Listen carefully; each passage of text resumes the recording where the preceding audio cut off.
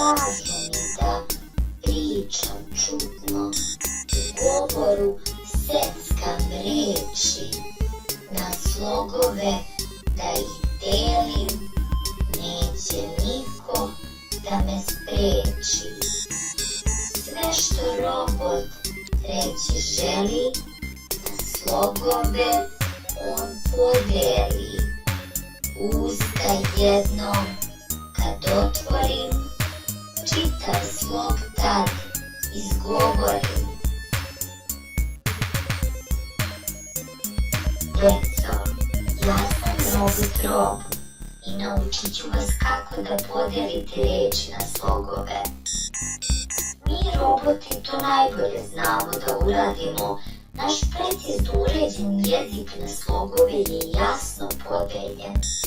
Siguran sam da ste do sada zaključili da je slog skup glasova koji se izgovara jednim otvaranjem usta. Dodao bih još da on može da se sastoji i od samo jednog glasa i neka vas to ne zbuni. U našim gramatikama za 6. razred osnovne robotske škole piše da je slog skup glasova ili samo jedan glas koji predstavlja jedinstvenu izgovornu celinu koja se ostvaruje jednim izgovornim, odnosno artikulacionim zahvatom. Možda vam to zvuči teško, ali nije tako.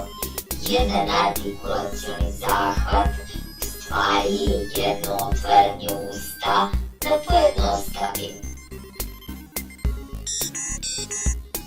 Osloni se na vokale, slogovi se tako uče. Kad vokala nema blizu, sonanti lepo zvuče. Nosioci sloga, dakle, mogu biti samoglasnici, odnosno vokali A, E, I, O, U, kao i sonanti L, R, N. Najčešće se granice sloga nalazi iza samoglasnika. Li, va, da, ko, si, ti, cveće. Pomenuo sam da se može dogoditi da se slog sastoji samo od jednog samoglasnika i neka vas to ne brine. Slobodno ga smestite u jednu izgovornu celinu. Ala, ulica, autobus, avion, kauboj. Zapamtite i to da kada se u reči nađu nagomilani suglasnici, odnosno konsonanti, tada se granica sloga nalazi između njih. Lopta, leptir, tramvaj, banka. Ponekad nosioci sloga mogu biti i sonanti L, N, R. Sonant L najčešće je nosilac sloga u stranim rečima. Bicikl, musical. Sonant N kao nosilac sloga također se javlja u stranim rečima. Newton, Manhattan. Kad se desi da svi vokali od suglasnika redom beže, da slogovi nisu sami, sonant R ih čvrsto veže. Sonant R češće je nosilac sloga nego L i N. Takvo R je slogotvorno i ima osobine slične samoglasnicima. Pozicije u kojima je R slogotvorno različite su. R može biti slogotvorno kada se nađe između dva suglasnika. Trg, krv, prst, srce, kaldrma, cvrčak. Kada se nađe na početku reči ispred suglasnika. Rđa, rđati, rvač, rvanje. Ili na početku drugog dela složenice ispred suglasnika. Zarđati, pocrneti, namrštiti, zamrznuti. R je takođe slogotvorno i kada se nađe ispred samoglasnika O, koje je postalo od suglasnika L. Grlo, groce. Mi roboti volimo kad se R zakotrlja. On nam je najdraži nosilac sloga. U zavisnosti od broja slogova riječi mogu biti jednosložne: pas, čas, zub, put, san, trg, smog, most. Dvosložne: mama, drama, tama. Trosložne: banana, ulica, trotinet.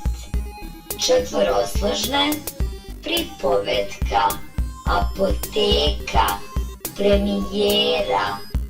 Petosložne: biblioteka, olimpijada. Slogovi mogu biti otvoreni ako se završavaju na samoglasnik: doneti, poljana, i zatvoreni ako se završavaju na suglasnik: jednak, lomljiv, slomljen. Pravila podele reči na slogove kada su nosioci sloga suglasnici mogu vam delovati komplikovano i zato je važno da pažljivo poslušate ovaj deo mog predavanja. Ako grupu suglasnika čine dva sonanta v, r, l, lj, m, n, nj, j, granica sloga je između njih. Polomljen, prljav. Ako je u grupi suglasnika na prvom mestu praskavi suglasnik b, d, g, k, p, t, a drugi nije j, l, lj, r, v, granica sloga je između njih. Leptir, lopta, sredstvo. Ako je u grupi suglasnika na drugom mestu glas j, l, lj, r, v, granica sloga je ispred njih. Jedva, svetlost, topljen, vidra. Kada se u sredini reči nađe grupa suglasnika od kojih je na prvom mestu strujni f, h, s, š, z, ž, ili sliveni c, č, ć, dž, đ, granica sloga je ispred te grupe. Češće, grožđe, lasta, mačka, voćka.